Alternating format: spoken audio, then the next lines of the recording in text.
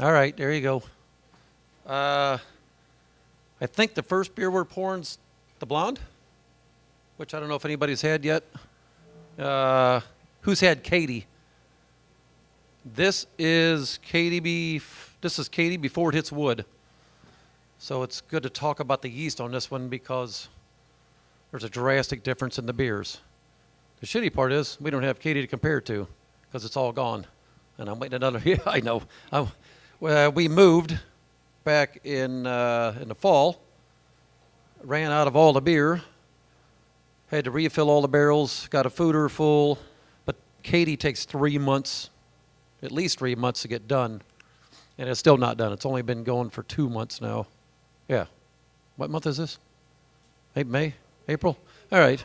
Anyway, you're getting the blonde, which is just a super easy, what you think of a blonde should be. Oh, that was horrible. That was horrible. A blonde beer, let's say that. Then the next one's Hibiscus Wit, which I'm assuming who's ever had my beers had that one. All right.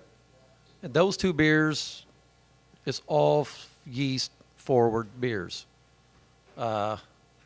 Everything you taste and smell, 90% of that comes from the yeast only.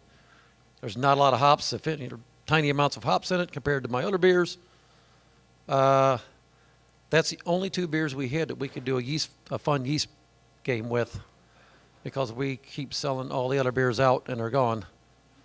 Yeah, it's a good problem to have, I guess. Still broke. Then the next beer is going to be rat salad, or rat salad, if you want to be fancy. That's shit tons of hops. You won't notice any yeast in that beer. It's a double IPA, 8.5%. Then LSD. I'm sorry, I can't say that. Liquid Spiritual Delight. That you're not going to taste yeast or hops. That's all malt and lots of it. That's Imperial Stout, right at 11%, 11.3, something like that.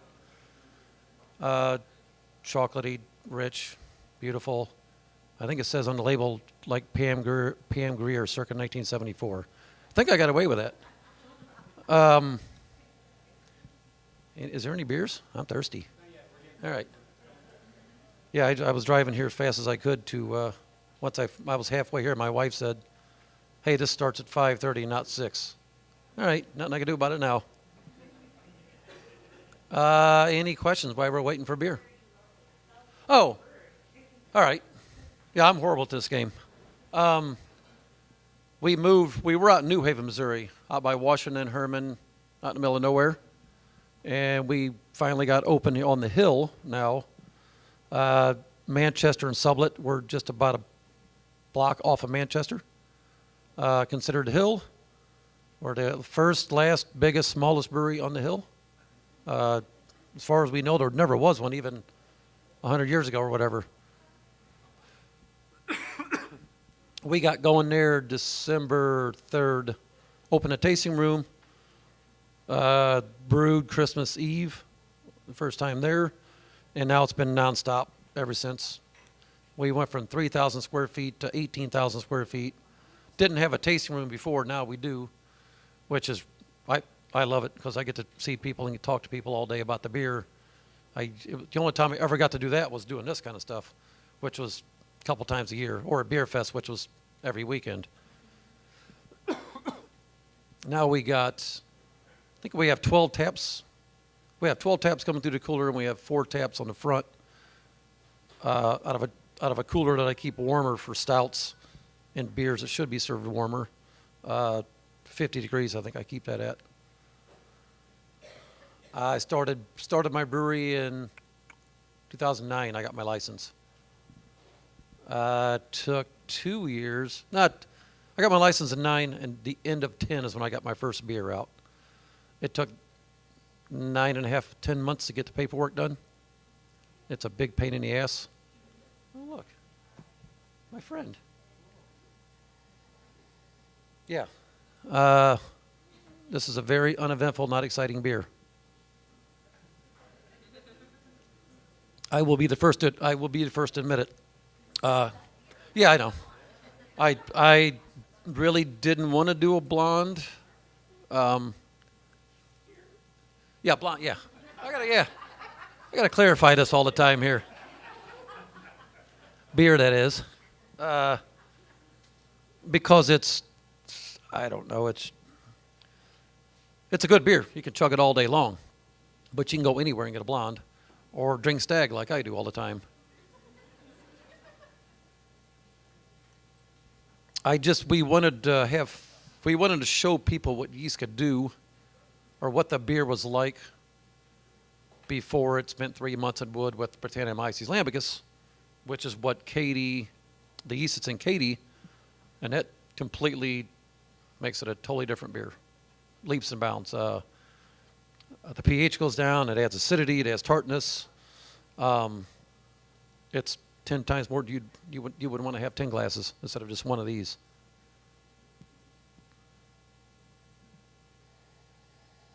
Smell.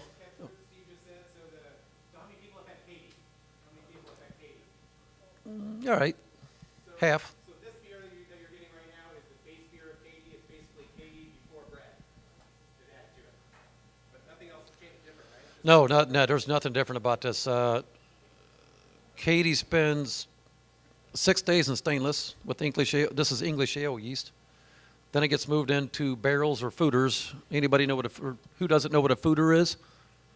All right, it's a big ass wooden barrel. There you go.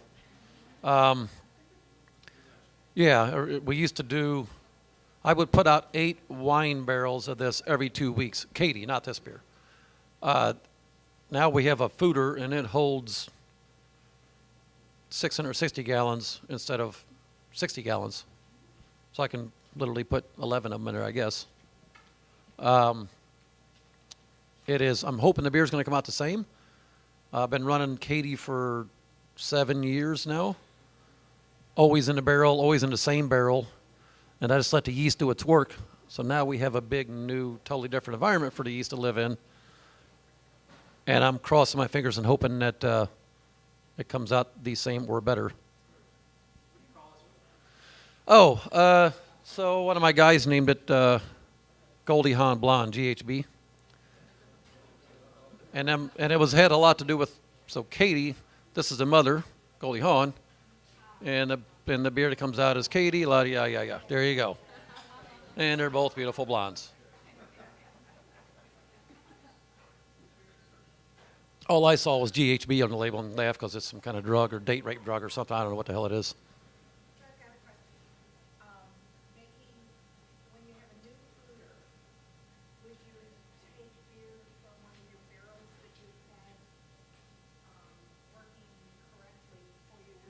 Thank you.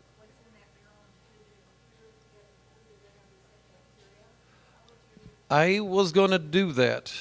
So when I do Katie, like I said, this beer spends 6 days in stainless. It comes out tasting like this. This beer I let go another 5 or 6 days of completely finished fermenting. It comes out tasting a lot like this. I would put it into the barrel, and Katie would come out as a light, sour, funky, tart beer. Over the last year and a half, it started becoming Katie Light, I called it. It was becoming less, which is weird. Usually in a barrel, if shit would go wrong, good or bad, depending on how you look at it, it'll get more sour, more funky, more weird. This was becoming less. So I wanted to start clean again, back to the way I was. I didn't want to put, I think the barrels, it's called beer stone, calcium oxalate, same thing as a kidney stone. It will get in beer lines and kegs, eventually just starts building up calcium. And the barrels, I think we're getting lined with it over whatever, 5 or 6 years, 6 years, I guess, and sealing the pores off. The reason you use wood, oak barrels, wine barrels, and no matter what anybody tells you, you're not getting, hey, this was aged in a Chardonnay barrel or a Norton barrel. You're not going to taste that. That's all marketing. The barrel, the oak, it's an oxygen exchange rate. It lets just enough oxygen through. The beer won't spoil, and the yeast, the Brettanomyces, will take up that oxygen slowly over time. It'll give it the air it's needed, the right amount. But that calcium oxalate, I think, is sealing up the pores in the wood, not letting enough air come in, so the yeast was having a hard time working, and it was becoming Katie Light. I did not want a chance, in case there was something else going on in those barrels, I didn't want to put that in my brand new $1 zillion fooder. Yeah. So I started all over again. So when I get a new barrel or fooder now, I do this. This beer sits in the cooler, or not in the cooler, in stainless for 6 days. I put it into a new barrel to me or a brand new wood, and I buy the yeast from a yeast company, Yeast Lab. I buy Brettanomyces lambicus, specifically from Y Yeast Labs. There's 100 different labs out there, but they're the only one that I like this specific species of it, I guess. You can get the same Brettanomyces lambicus from anybody, but everybody else that comes out, horse blanket, leathery, barnyardy, more funky that way. This one comes out more pie, cherry, tartness, and it's only their yeast that does that. So I like that one the best. So I just bought you get about that much yeast to fill up that jug right there, and that'll do 20 barrels of beer, and then let it ride for 3 months. And then when I'm done, when the beer's done, I'll pull off Katie, and I'll leave about 4 inches in the bottom, which is a lot of yeast and a lot of good shit. We call it infecting the barrel. I cuss a lot. Hopefully nobody gets offended. I'm horrible. My 1-year-old's going to be awesome. She's going to learn all kinds of beautiful words. I'll leave the good shit in the bottom, and just I'll refeed the yeast with more food, which is the beer you're drinking now, and let it ride for 3 months. It's always been 3 months. It's always worked that way. I've let the beer sit in a barrel for a year. I've let it sit in a bottle for a year, and it doesn't change. It doesn't get more sour, more weird, more funky. It just really, after 3 months, it's done doing its job, and it rides it out. Is this, we got Hibiscus Wit going here? Oh, yeah. That red light makes it look orange from here, which, there you go. If you can see it in that picture right there, that's a... He was saying that he likes to drink Stag. Last time he was here, I think that's all he had the entire time. Yeah. He was just drinking Stag and talking about the beer, drinking beer. So, different experience for A lot of brewers, you can go to Side Project, he drinks Bush, the guys at Perennial drink a Bud, and you do that because you can't shut your head off. If I'm drinking any other beer besides yellow fizzy water, and I'm not picking on it because I love it, it's phenomenal what they do, but I can drink, it's like eating a McDonald's hamburger, you're just eating it. If I'm drinking somebody else's beer, all I'm thinking, even when I'm talking to you, I'm thinking about how did I mash temperature, what kind of grain did I use, what kind of hops, what kind of yeast, and I can't shut that shit off, so I can drink. Yeah, so I drink yellow fizzy water, and I can just drink some beer. So is this something that you're releasing, this beer, or is this just something that's tap room? I don't know. I really, Fair question. yeah, I know. I don't want to. It's not a good, it would be a smart business decision, because I could sell a lot of it probably. I would clean it up a bit. I would probably add some more hop. This beer has very, very little hops in it to make Katie. So I would add a little bit of hop character to it. It wouldn't be a lot. It wouldn't be a pale ale even. It needs a little more something if we did that. But it feels like I'm selling out when I'm doing that, except I could not live in a van down by the river anymore, I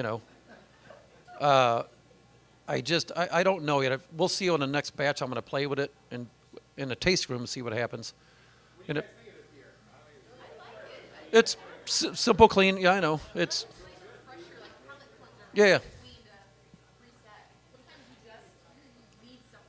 That's why I drink Stag. Yeah. Yeah. I kind of asked about it because when we talked about Yeah. tasting this beer, It's been done. my suspicion was that they're not releasing it. They're just going to bring it for us to taste because it's the base beer Katie.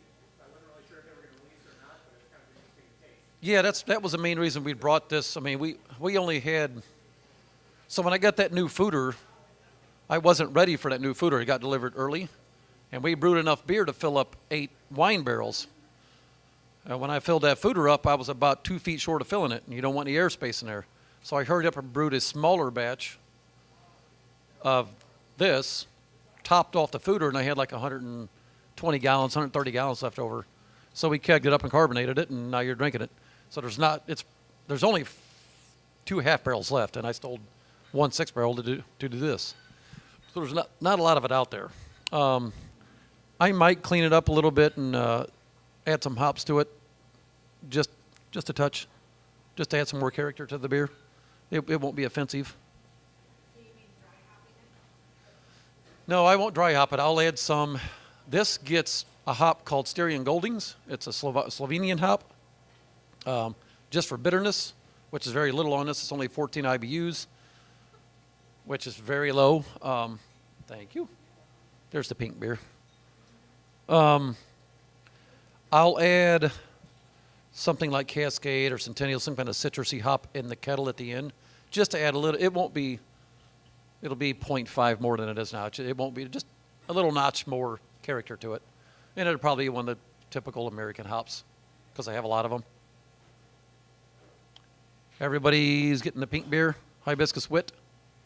Oh, wait, go ahead. What's the ABV on the ones? 5.2 or 5.4. I get these two mixed up all the time. The Hibiscus Wit, they're 5.2 or 5.4. I always get them flip-flopped all the time. I've only been brewed them 1,000 times, so I can't remember. Yeah. When you continually use the same red colony in the same barrel, what do you do to keep that environment clean so you don't get anything introduced into it? I don't spit in it. There's a silicone bung to seal off the top of the barrel. It fits in there loose. It has 3 fingers that go down and latch inside, so CO2 can breathe out. But if any air tries to come back in, it keeps a light tension seal against the bung. Everything that goes in and out of the barrel is sanitized. There's a tool called a bulldog. It's a stainless steel pipe. You shove it down in the barrel, you seal it off, hook CO2 up, and it pressurizes the barrel and pushes the beer out. Everything gets sanitized and clean. That being said, it is wood. You cannot sanitize wood. When I get in barrels used, or any kind of wood used, new or whatever, I will fill it with boiling water 3 days in a row to try to kill. I mean, you just can't sanitize wood, but I'm trying to keep, if I get rid of 60% or 80% of the wild bugs and bacteria and then put a shit ton of what I want in there, mine will take over and not let the other ones exist. Especially any spoilers. Everybody knows beer is safer than water. Yeah, that's why I don't drink water. There's no known human pathogens that can live in beer because of the pH, the hops, the alcohol. So that also kills off. Everybody's heard of Alambic? Or Alambic's a Belgian sour, funky, weird beer. If you drink that on day 3, so they boil that beer, they boil it, produce it. Traditionally, it goes up into the attic in a big shallow it's called a cool ship. They open the eaves in the nighttime, let the cool air blow through, and the birds come through and poop in it, and spiders live in it, and everything else. The next day, the beer's cooled down and affected with all the microflora that was in the air, including E. coli and everything else. And if you drink that beer in the first 2 or 3 days, it will make you sick. But probably beginning of day 3 or the middle of day 3, all the other good stuff in there, the pH starts dropping, it kills off that E. coli. I have heard there's been a couple cases in the last 6,000 years where some people were allergic to the precursor to E. coli that continued on through the beer. That's 1 in a billion or something, I don't know. I don't know why I got on that tangent, but there you go. I don't know how I keep my barrels clean. There you go. Everybody's drinking probably already did, the pink beer, the Hibiscus Wit. This is a Belgian wit beer. You are tasting 95% yeast, a little bit of malt. The red color comes from hibiscus flowers. I've been making this beer since '99, and I never made a regular plain old Belgian wit. I've always used hibiscus flowers. It adds tartness to it and a funny color. About a month ago, we were brewing this beer, mashed in, the kettle was full, went to go get flowers, we didn't have any. Cool. I always wanted to do it just to see what it tastes like without the flowers. It is different. Since '99, I said that they don't make that big a difference. They do. That is a very yeast-driven beer, like saisons. Most people have heard the name saison or know what a saison is. That's 95% yeast-driven. Some people dry hop them and spice them and all that kind of stuff. You shouldn't. That's just me being a dick. I'm not a traditionalist, but there are some beers that I don't fuck with. People put, this beer has coriander. So a traditional wit beer has the yeast, which is big flavor, coriander and curacao orange peels. And the bitterness comes mainly from the orange peels, dried curacao orange peels. And the citrusy notes come from good fresh coriander. We use Indian coriander only. They're football shaped. If you use the American or the round ones, it would make it taste like celery a little bit. That's not good in a beer. But these two beers are very much yeast driven. The first one, there's some malt in there, but you are tasting what an English ale yeast tastes like. The Hibiscus Wit, you're tasting what a Belgian Wit yeast tastes like Hoegaarden. Blue Moon wants to be Hoegaarden. Shock Top wants to be Hoegaarden. I still say that is the quintessential wit beer. Besides Celly, I don't think they make that anymore, do they? Yeah. He was a cool dude. Died, done. Family screwed up the business or something. But and I still try to make this beer better every time, and I'm failing miserably, I think. Unless anybody been to Belgium, Brussels, sit down and drink Hoegaarden fresh. It's just amazing when you get it fresh and clean and nice and brewed right there. And it's romantic because you're sitting there drinking it too, you know. That adds to the flavor. Any questions? Why don't have a haircut, anything like that? Nope. Oh, there you go. No. Nope. No idea what I was doing. An uncle said, "Hey, why don't you start a brewery?" I said, "No." He goes, "Fuck it, do it." I said, "All right, fuck it, I will." My words were, "Fuck it, indeed." And I was a home brewer, started home brewing in '99. My mom got me a home brewing kit. And by March, I had 42 kegs. I welded. I'm white trash. I'm a welder, machinist, fabricator, work on cars. Yeah. So I built a stainless steel brewing system. I was brewing 20 gallons a week. Dumping good beer, because I needed to make room to make another batch of beer so I could play around. I just got obsessed with it, unhealthily obsessed. And in 2006, I guess, Thanksgiving, we were driving from Park City, Utah to St. George. He wanted to look at a condo or some shit, or a property. And halfway down, he said, "Why don't you start a brewery?" And then I went, "Oh shit, I will." And been broke as shit and happier than I've ever been in my life. Yeah, it's fun. That's how I got into brewing, and that's why I make beer. Now, I don't do any of the market studies and here's what somebody's doing wrong and all that. If you do that, usually you need lots and lots and lots of money, because you're going to make a beer that tastes like Bud Miller Coors, or a more pedestrian styles of beer. If you're in it, I don't want to throw any stones, but there's a couple of breweries that have shut down because one specifically very recently, when these two guys started their brewery, I told them that was a bad spot, and he started spouting off all the stats. There's 55,000 cars a day to come by here. The median income is 45,000. There's 2.3 kids in this neighborhood, and he went on and on and on and on. And now they're closed a year and a half later, because he based his business model off of that. Beer is a different world. If he was going to put a restaurant in or a clothing store, all that stuff matters. You can go to if you build it, they will come.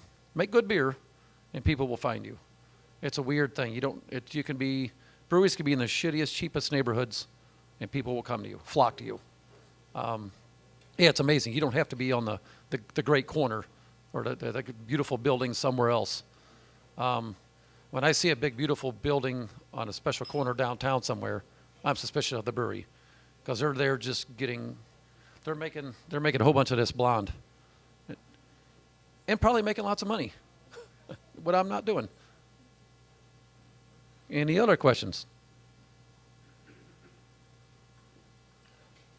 Who's the hairy, ugly guy over here? I'll tell you. No. Well, there's two of them over there, isn't there? Yeah, you're over here. They're all over the place. Did you move because of the extra space? What makes you move? Oh God, I only had 3,000 square feet out there, and I was to the ceiling, packed in tight. I missed the city. My initial plan was to have a brewery, literally 2 or 3 blocks down here. That's where I wanted to go. Ex-family, in-laws, owned property out there. Said, hey, you're gonna have your brewery out here. All right, screw it. I did. It was a production brewery. I didn't have a taste room, and there, like I said, I didn't get to. And it is extremely tough doing that. Just selling at wholesale. My beers are probably top 2% in price in St. Louis, and I'm still broke as shit. Unless you make lots and lots of beer, can you start lowering your price? I wish I could sell all my beers for $1 a glass. That pisses off a lot of brewers because if I could, I would, and I will someday. I'm going to make it as cheap as I can because I know what I want to pay for a beer. I want to pay less than Bud, but I want to have a double IPA or one of these or something sour and funky. But you got to make a lot of beer to do that, or find some sneaky other way to do it. Like I said, I'm born and raised white trash, so I built everything I own. I fix everything I do, everything that breaks or whatever. All the other breweries, they don't have that skill set, so they call or I go do it for them. I've helped buddies out. I've helped Perennial out and Civil Life out. We're all friends. It's all one big happy family. It's a great industry. That's one of the top reasons I did this too. There's no other industry like this. I can call up, and we do it. Hell, we did it last week. Side project where we got yeast from me, and he said he's going to pay me back. He's not. I got hops. We just everybody helps everybody all the time. It's a weird thing. It's not competition. You'll never see McDonald's call up Burger King and say, "Hey, we need some hamburger meat." They're good for you. They're gonna. Or even one bar calling the next bar say we ran out of beer. We need some. We bend over backwards to help each other. I've never seen any other business like this. I don't know if it'll stay that way. When I started, if I remember right, my federal number with the TTB, I think I was number 848 in the country, and now there's 5,300. This is in 6 years, and there's I think 1,700 in planning. There's more in planning. There's more people working on opening a brewery this year than was around all over open when I opened. I mean, it was just everybody. There's a lot of people thinking they're going to jump in this game, make a lot of money brewing beer, and everybody's jumping in this game to sell a lot of beer. That's not going to happen anymore. They could have did that 10 years ago or 5 years ago even, but now there's so many breweries popping up.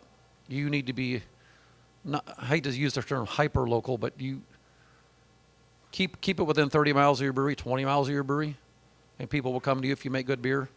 I think the year I opened, or the year I went, there was like 150, 200 breweries open and 2 closed. There was 2 that closed in St. Louis last year. Chicago had like 15 close. So it's the attrition, whatever you call it, starting to happen. Because you just can't make good beer anymore. You have to make very fucking good beer, or you'll just get shut down. It just won't work unless you can do stuff. Unless you can get by running cheaply.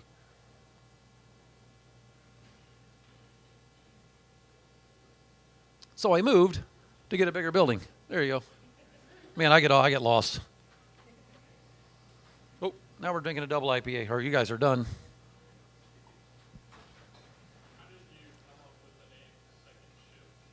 White trash. I was a millwright, machinist, welder, fabricator. I worked at a steel foundry as a millwright, repairing cranes and machines and all that kind of stuff.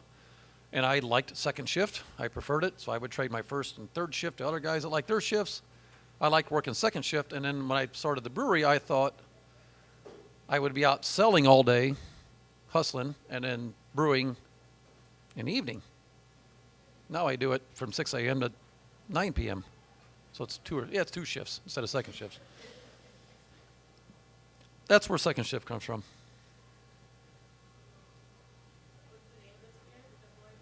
This is called Rat Salad, which is a Black Sabbath song off the Paranoid album. So I made another, the first double IPA I made was called Brewcocky, which is a horrible, I don't want to explain it to you. It's a horrible term. Just jokingly, and it worked. Anyway, so my next beer out was Rat Salad, this one. Black Sabbath song, like I said, I love Black Sabbath, the old days. Got label approval, got it done. My distributor comes to pick up the beer, a very cute young 20-something-year-old blonde, and just giggling. It's a funny name. I said, you know Black Sabbath? She goes, no. I said, that's a Black Sabbath song. And she goes, did you Urban Dictionary that? I said, no. It's not good. I didn't know that. That's not why you did that one, yeah. It's not good, and you can look it up if you want to. If it helps, my friend saw that at the bar and they're like, oh, I definitely want that one. We just started canning some beers.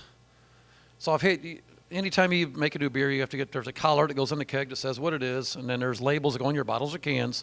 And every time you do anything different, the feds have to approve it. And once they approve it, then the state has to approve it. Then you can start selling it. We're canning our beer now. We put two labels, a front label and a back label. Even though the labels are the same, there's nothing changed, but we split the label. On our bottles, it's one big label. We made it two. You have to resubmit your damn label again.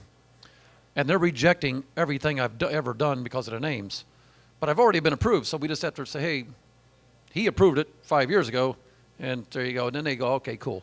I have a beer called Art of Neurosis, and they didn't like it this time because it implies that the beer is going to make you neurotic or induce something. And we said, hey, this is the first label of name I ever had approved. It was done. I give them the numbers and the dates, and then they go, okay. Rat salad, and they wanted to know, what is a rat salad? So my wife replied, it's a Black Sabbath song, you know. And they said, okay. I don't know what, yeah. Liquid Spiritual Delight was tough. I did do that for LSD, because I used to know somebody that liked LSD. So when I got that label going, yeah, a friend of mine. So I put that in, and I had Liquid Spiritual Delight, and LSD was big, different fonts, and they said, no, drug reference. So I changed the color to the same as the rest of the color. I was trying everything. No. So I made all the fonts the same, centered up all the letters, and they let me do it. That took 5 attempts. Then we did a bottle label with had artwork on it, and it's like a weird picture of me with spirally eyes. 3 years ago, I sent that in, and they said no, because of spirally eyes, and it's going to make you feel dizzy. Or, yeah, it's 11% beer. We'll do that to you. But you cannot say that or imply that even. So I went, oh, shit, and we were already selling it. I mean, I wasn't selling it. So I only make that beer in the wintertime, which you guys are getting ready to try here soon. I waited till next year, which was 3 years ago, I guess, resubmitted the same label without changing anything, swirly eyes and all. And another person looked at it. It was him instead of him. And they wrote back, what is a Liquid Spiritual Delight? He didn't say anything about the swirly eyes, so I had to be very careful. I couldn't say it made you feel good or made your spirit feel good, because that's implying. So I said, the first time I brewed this beer, it tasted so good, this was the only name that seemed fitting. Approved. Yeah, you never know what the fuck's going on down there. They don't know what's going on. It's like customer service. You don't like it, hang up and call the next day. Yeah, exactly. It happens all the time. How long does it take for the Fed or the state to get back to you? No, it is phenomenal now. We just started canning stuff, and it's kind of throwing a wrench in my scheduling, because the guy we don't own a canning line where there's mobile canners that come in and, I can be there tomorrow. Oh, shit, so we can a beer. We don't have a label for it yet. So now we finally sent everything in, every name we've ever done, and it's been 3 days and 4 days. When I first started, it was 6 to 12 weeks with the feds, and then 4 to 6 weeks with the state. The feds, the same day. We put 5 of them in Monday or Friday or something like that, and within hours they accepted or denied. Rat Salad was one of them. it was very, very, I don't know if we hit a good time, it's slow for them, or what's going on, but now, I don't know, I'm loving it, but we're still, if you do that, if you get the feds to approve it, the TTB, Missouri doesn't care. Now it's just, they're not going to look at your names or your labels. They're just happy that if it got approved by the feds, they're going to approve it. But they still have their timeline to go through. It's on the bottom of a pile, and it's going to get pulled out later. They're going to approve it. They're not going to find a problem with it. Do they ever want to try it to see if it's worth the? No, and I've tried bribing them. With the city. So I was 6 years out there in the country. And a total time from in 2009 till I moved here and started my shit in the city, I had about 13 hours and doing all the federal paperwork, state and county, to get legal to brew beer out there. I have 48 hours worth of city work that I've done here, and I don't think I'm done yet. I don't think I'm legal yet. I have paperwork as I am, but then it is a huge, huge pain in the ass being in the city. I would go once a year to my county, walk up to Debbie door and say, hey, I got to pay you $210. Write her a check. She wouldn't check an ID, wouldn't ask me anything. I'd give her a $200 check, $210, and she would give me a license. And I would leave it. It could have been you, could have been you, could have been anybody. I come here, and they want to know blood type, what color AM, FM radio in your car. They want to know everything. And it's always wrong, and it's a huge, and I've told them, I've talked to the mayor's people, because they come out. It's not money. It's very little, if any. It's tiny amounts of money. It's just red tape. Yeah, oh my God. Because there's If you were in the county, it would be better. But you moved to the city. building the building would have been worse. I'm in city. I'm in city. I'm in city. I'm on the hill. That's a city. You go just past Maplewood or whatever. I mean, you get it. Building the building would have been horrible. Everybody tells me. I got by. My inspector came in 10 times, and he, yeah, it looks good. Aren't you going to check my lights, my exit lights? I put new batteries in them. They work? Yeah, sure. You know, he didn't check nothing. Everybody said it was going to be horrible. I had the best luck in the city. The fire marshal, because I don't know, I didn't have fire extinguishers out there. Now you got a public space, you got to have a fire extinguisher within 75 feet. So I called a company in, they come in, $500, put fire extinguishers in. The fire marshal comes in and goes, get all them out of here. We don't want them out there. Take one and put it behind your bar and just leave it on the floor. Don't put it out there because the drunks will be spraying it all over the place. I'm a son of a bitch. Yeah. And the same lady, she sets the occupancy load. So they come in, they measure it, they look at seats, square footage, what you're doing. Here's how many people could sit in this room. We set mine at 99 because she saw I had a TV. Do you have games, game day package? I said, yeah. Well, if you go over 99, it's expensive. Just keep it at 99. That's right. I could put 150, 200 people in my building.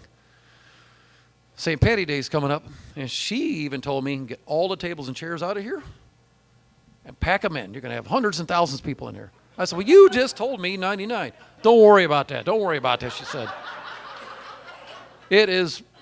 This would not fly in the county. In the city, you can get away with it. Or I did, anyway.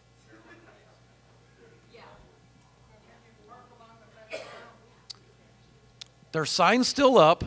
They came out about 2 weeks ago, drove a snowplow it was 80 degrees, measured. They're going to put nice, and in my plan, they're going to put 9 spots in, I think, on one side, like up against our fence. And I understand the reasoning. Well, what really did it was one Saturday or one Sunday, a lot of people probably drank too much and left their cars parked overnight, even into the next day, in front of their gate. So they couldn't get in or out. They get up every day and 20 street sweepers leave and 15 dump trucks leave every day, and then they come back in the afternoon, and they couldn't get out. And that's when the signs popped up. You can't blame them. You can't blame them. Their Saturdays and Sundays are closed. They don't do anything. But if it snows, they are. So it happened on a Sunday. It must have been a Sunday night that people left their cars here till Monday morning. No, they don't. You think they would. It's about 7:30, 8 o'clock. They'll start zooming by. So we're probably gonna name a beer Street Sweepers and Paddy Wagons, because the sheriffs had their paddy wagons parked down there, and about 3:30, Street Sweeper, Paddy Wagon, Street Sweeper, Paddy Wagon. They all go by. We're gonna name a beer that just to see if somebody catches on. This is all malt, lots of malt. It's a thick, chewy beer. It's still not good. The yeast is having a hell of a time with this. So you start stressing out yeast. High alcohol, you got to get the right yeast. Some yeast only go to 4%, some will go to 15, 20% alcohol. This is 11.5.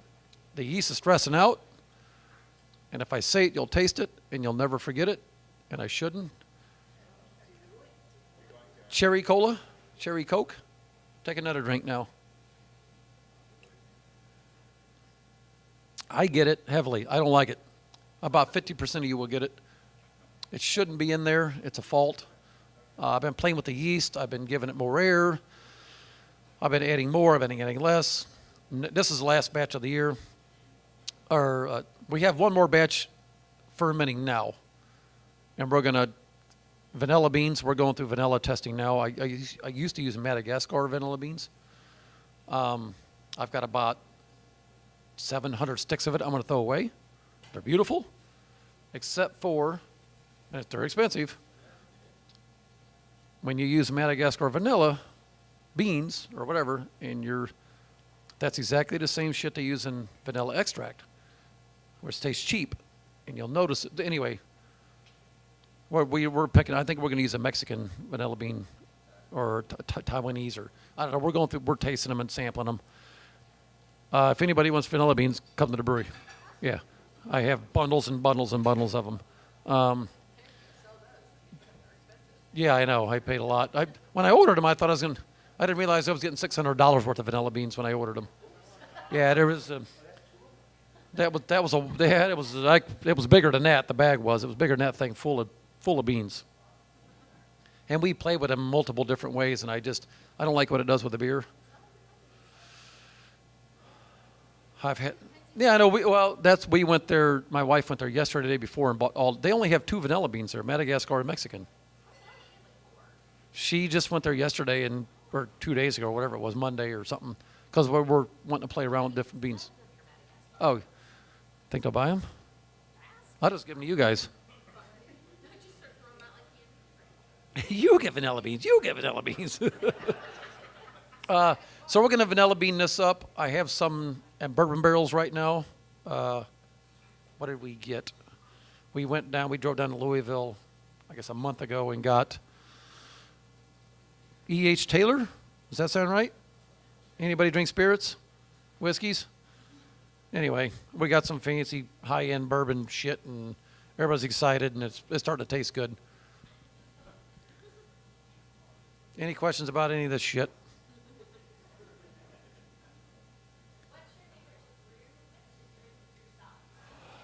I get that about 20 times a day. Brewing, I love brewing every beer. So it was me for 6 years. And I hired 2 young guys to come in green, and I taught them how to brew, because everybody told me don't get another brewer from somewhere else, because they're going to bring good or bad habits. It's butting heads all the time. So I hired some young kids who love craft beer, and eager to learn, and I'm teaching them my way, wrong or right. They're bored. They've been brewing 3 months and bored as shit already. Feel like a line cook. That's what a brewer does. That's what you do. But I still, every day, am enamored and just entranced by what I'm doing, and I should have done this, and I want half a degree temperature here, and what happens if I had just a pinch more of that? And my head's always spinning and wheeling. I don't know how many brewers do that actually. I could brew the same beer all day, every day, and get just as excited as if I brewed a new beer. I get excited about brewing the same beer over and over just to see if I can do it exactly the same every single time, and it's tough. When I moved, I had fun when I moved here. So I was out there in the country, well water. Horrible, horrible water for brewing beer. It smelled like sheetrock coming out of it. I mean, it literally smelled like sheetrock, drywall. So I built an RO. I bought an RO. So I built a water plant. So I make my own water for every beer. I have about 10 different water profiles. One for hoppy beers, one for the wit beer, one for KD, one for... I have multiple water profiles for different kinds of beers, as it should be. This is 90% water or whatever. I don't know any other brewery that does that. I'm not saying they're wrong. I'm a weirdo. So when we moved to the city, totally different water. I got excited because I can play with my water now and blame it on the move. So I wanted to tweak some water and try to make it the way I thought I should have, or what I think would be better. And we did a couple, 3 or 4 batches of each beer, and I went back and built. Now I still make my water the same as I did out there. My hardness out there was 397 bicarbonates. Here it's 57. So I mean, drywall, no drywall. St. Louis has some of the best water in the country. For drinking, that's all owed to AB. AB had a lot to do with that. That water's perfect to make yellow fizzy water. It's a beautiful beer. A beautiful water. It really is. It's not too hard. It's not too soft. It's got just enough zinc and magnesium and calcium and all that shit you need to make beer, to keep the yeast happy. But I only use one. There's only one beer where I use straight tap water. Cat Spit Stout. We brewed it again today. It goes to a big carbon filter to get the chloramines out. Everything else I make my own water for.